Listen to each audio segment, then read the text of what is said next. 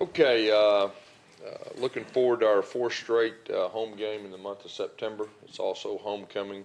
It's a very special time for all of our fans. I know our coaches and our players are excited about that too. Playing a very good team in Southern Miss, a team that went 8-5 last year. Went to a good bowl game offensively. They can really throw it. I think they're 8th in the country in passing yards, their quarterback and receivers. They're very impressive defensively. They're 9th in total defense. They play extremely hard. They put a lot of pressure on the offense, and a very well coached team. And Coach Hobson's a guy that when he was at Alcorn State and I was at Arizona State, we played against each other, so we do know each other fairly well. Just a quick update: Nick Brahms will make his second start at center. We thought he did some good things. There's nothing like experience getting out there and running the show, and we thought he did a solid job last week with that and expect him to improve. Questions? How's Markel Hill doing? And will you look at some other changes on the offense, but maybe also try some of Yeah, Markwell, we feel like, he wasn't 100%, but, he's getting better. He moved around pretty good Sunday.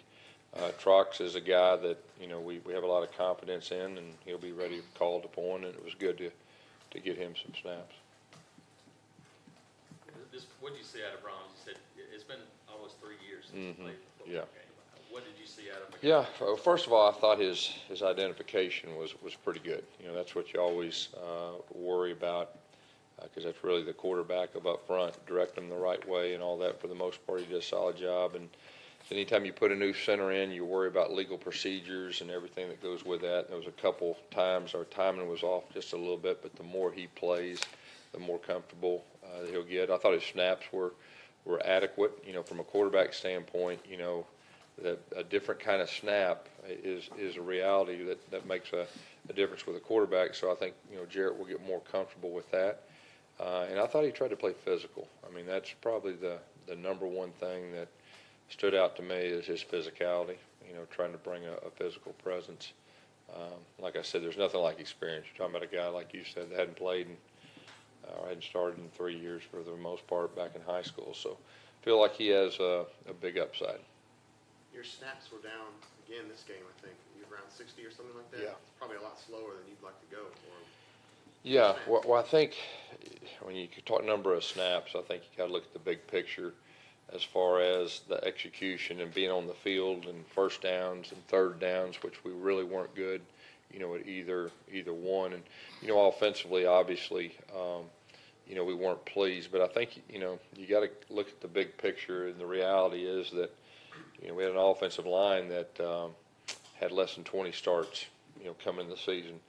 And then you change your center, and goes with that. Then you got really 4 new running backs, 3 of which are freshmen, their first time to play. And then you have a new freshman receiver that started for the first time. So there's a lot of youth and experience that I really feel strong that this group is going to be a good offense. But they're still a work in progress. That group will improve, there's no doubt, and we expect them to.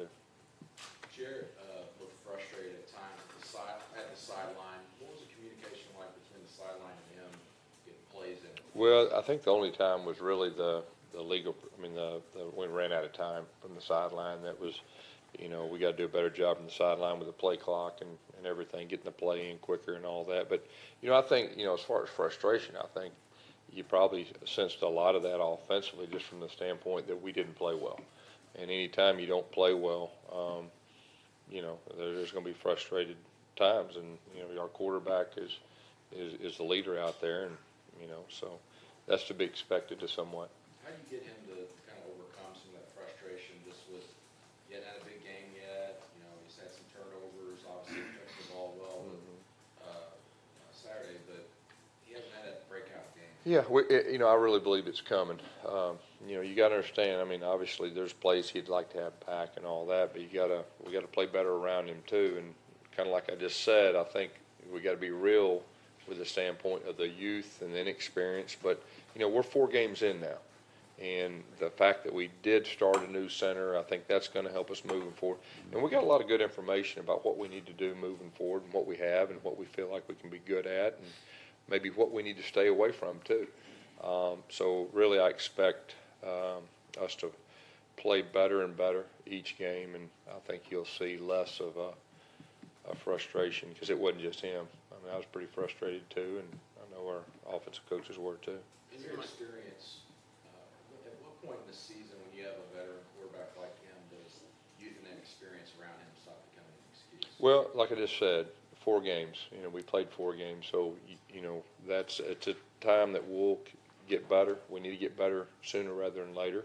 So, but we're 4 games in, so I think that's a valid question. Chief was giving you guys hell with that mess charge again, which he did a couple years ago at A&M. Was that a function of Brahms not No, checking over there? I think they were teeing off on our snap count. It really wasn't so much a mess charge. I think it was more of teeing off on our snap count. So we got to do a better job of mixing things up, because they were widening out and they were getting a jump on the ball and putting extreme pressure on our tackles. And, a lot of that has to do, you're talking about a new center, those little things that you probably wouldn't even think about when you put a new center in. And so, but he'll get better with mixing things up. We'll work real hard on that this week just so that won't happen again. You change that up a little bit in the second half, fourth quarter? Yes, yeah, we sure did. You mentioned last week you wanted to see improved pass rush. Did you see some positives there? Yeah, we talked about putting pressure on the quarterback and disrupting the quarterback. And I felt like that we did that, and I thought Kevin really mixed up his pressures well and presented a lot of different challenges to their offense. And I thought that was good. T.D. Moultrie, he's had sort of developmental, maybe hasn't progressed like you thought he would, but what would you say is sort of holding him back a little bit? Well, I think consistency. He needs to be more consistent. He's got a skill set. He just needs to be more consistent and execute what they call. What has made Schwartz a guy that can get in so early on for a guy who didn't even spend most of the summer with the guys? Yeah, that's been impressive. He's a football intelligent guy. The moment's not too big for him. He's a real confident guy, and he's protected the football. So, and you're exactly right. He wasn't here very much at all during the summer because of track, and he's been a pleasant surprise of how quick he's caught on. Has it been particularly with him? A lot of times, track guys kind of have to learn how to play football. Yeah. It seems like that wasn't the case with him. That's not the case with him at all. He's a real football player. He just happens to be one of the fastest guys in the country too. As far as Shivers goes, I think he had 2 snaps in this last game. Mm-hmm. You kind of worry about, does he need to kind of get a head start or a launch space? I think if we can get him past the line of scrimmage to second level, I think that's when he can really show what he can do. And I think when you've seen him be successful, we've done that. And he's and he's still learning too. I mean, you got to understand there's a process of learning the blocking schemes and all that, how to be patient. It's hard for freshmen to be patient early because they get excited, they get in there, and they're just thinking high school run, where you got to kind of read things and let things develop. But he's got a chance to be a really good player. What are you hoping to do as far as playing time with Eli Will these next couple of weeks? Yeah, with those 2 guys, my deal with them, of course, obviously they're progressing very good, but we practice each week and we try to push them a little bit more. And my whole deal is I need them to be 100% mentally and physically before we put them out there. And so last week I didn't feel that way. Nothing, not a negative, but I just want to make sure we do what's best for them. And when they're feeling good, they'll be back out there. And so that was kind of the thinking. Does not play them kind of, that gives you another game before they could be redshirted. Does that kind of help you? Yeah, I think so. And then, like, strategically, we can do what's best for them, as they're progressing. With the new rule being what it is, with the redshirt deal, just how much of an additional challenge has that been during the last week, just with things that you've had to Yeah, well, I think, this is it's a new rule. Anytime you have a new rule, there's new things that, come up, and you do the best you can, as far as adapting. I think next year, everybody around the country will have a better idea of what to expect and, what it means and all that. Was that kind of an unexpected headache? I'm sure a lot of coaches don't like to deal with in their game plan, and they're having to, meet with players about their future, and even players who aren't transferring, wondering about what's going on with the team. Yeah, I think anytime you got challenges that you have guys leave the team, in the middle of the season, there's challenges. But that's part of the job description that you do as a coach. And like I said, it's kind of a new day in college football as far as that is concerned. And like I said, I think you'll probably see more and more of that in the future. How do you feel about the rest of your guys on your roster as far as that goes? I feel good. So the expectation, obviously, is Wes and I go to lose the three guys last week, but is the expectation moving forward that you guys will be able to get through the rest of the year without losing anybody else? No, we think so. I mean, you never know how a year goes, but at this point, I feel pretty good about it. Seems like you're keeping Aza's beak wet a little bit, getting a couple plays here and there. Who's that? Asa Martin. Yeah. Do you feel like he's still an option to be that tailback? Yeah, he's getting good practice time, and he's got a good skill set. He catches the ball out of the backfield well, and he protects well and all that. And so I think you could see his role grow as you go. And then the thing about running back, depth at running back through the course of the season, when people get banged up and everything, you can't have enough. Guys, how much time did you guys spend on punt returns back in the spring and preseason? Yeah. It's like you're definitely. Yeah, in the spring we spent more time in really all the special teams than we had any time I'd been here, and we went more live. And we've got a dynamic punt returner, and we knew that if we gave him a chance, which we've done a good job of giving him opportunities, been doing a good job up front, crunching and all that, and everybody can see what he can do. He's electric with the ball, his hands in space, and Noah is one of the best kick returners in our league too. So. Our special teams is to a point where they're capable of being one of the best in our league or the best. They just got to keep improving and all that. But that was a lot of fun to watch. Saturday when all four units I felt like played well. Is Richard Juvenor a guy that's, because of what you've seen out of him, getting closer to maybe helping you guys in some third down situations? He could. He's got. He's got a unique skill set, and he can run, and he's not scared.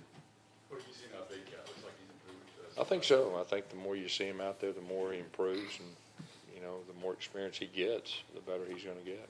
Nate was such a big top blocker for you guys on the outside, but Chip was saying the other day we thought that Shedrick and Seth did a good job. What did you see out of those guys? Yeah, both those guys are big guys that are capable of being very good blockers. It's just they don't have the experience that an older guy would have, but they're both willing. We're really working hard in practice, with that. Gus, it seems like it's late in the game you guys had a little more success running the perimeter with how the run game has been struggling. Just how do you balance getting those perimeter runs but still trying to establish stuff between the tackles? They work together. I mean, they really work together. As an offensive coach, you try to take what they're giving you, but to be successful run the football, you have to run it enough inside and run it enough outside. And, like I said, we got to get better in both those areas.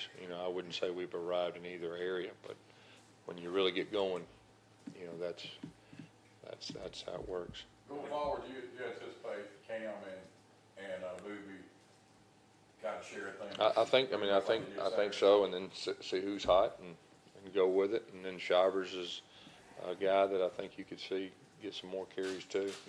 I think if we get more volume of plays, you get more touches and you get more carries and everything. But the last 2 weeks, our play count's been not what we want. How would you evaluate the offensive line play, and has it gotten better as you kind of go along? Some things we've improved in. I think our communication is probably the biggest thing. And a couple weeks ago we were a little banged up. We wasn't able to practice like we'd like to practice to try to get some guys to the game, and that probably set us back a little bit. But they're capable of being a good offensive line. I really feel like that's going to happen sooner rather than later because they want to. There's some smart guys. And like I said, Coach Grimes he's the best in the business, so I know he's going to get them there. And How much does it hurt when you got a situation like that, when you can't practice physical as much as you Yeah. want to? Well, You got so many guys yeah. that haven't played that much. Yeah, if you got a veteran offensive line, it doesn't hurt you Right. because they're veterans. If you got an experienced offensive line, it hurts you. So it's that balance, and so there's been a couple things, and not making excuses for anything. It's just a reality of where we're at. That kind of set us back a little bit, but each game we need to see improvement, and I expect us to. How important would it be the offense to hit a couple long passes? Yeah, very important. Explosive plays. I mean, we need the explosive plays. We're at our best. We're playing fast. We're having explosive plays, not just in the pass game, but the run game too. And we hadn't had near as many as we'd like. So we've got to figure out how to get that done. Yeah, how much does it change? I guess I'm not sure what year they did the substitution deal where the offense substitutes and you let the defense substitute. From like when you were first came here and first started running your offense, how has that changed the ability to keep playing fast? Yeah, well, I mean, you still play fast, but you've got to get initial first down, and you got to keep the ball from going outside the white to slow things down, on the sideline. But obviously, we used to be the only team doing it, and so they were still trying to figure. Now everybody has some pace to it, so it's a little bit different. But you can still go fast. You got to make first downs. Is it tough to make that decision when you guys are going fast, whether you No, want to sub out or not really. No, you kind of already know ahead of time when you call a play that you got the personnel on there, and hey, if we get a play of 6 or more, we're going to pace this or that. So really not that hard at all. Anything else? All right, Coach. Okay, thank you all.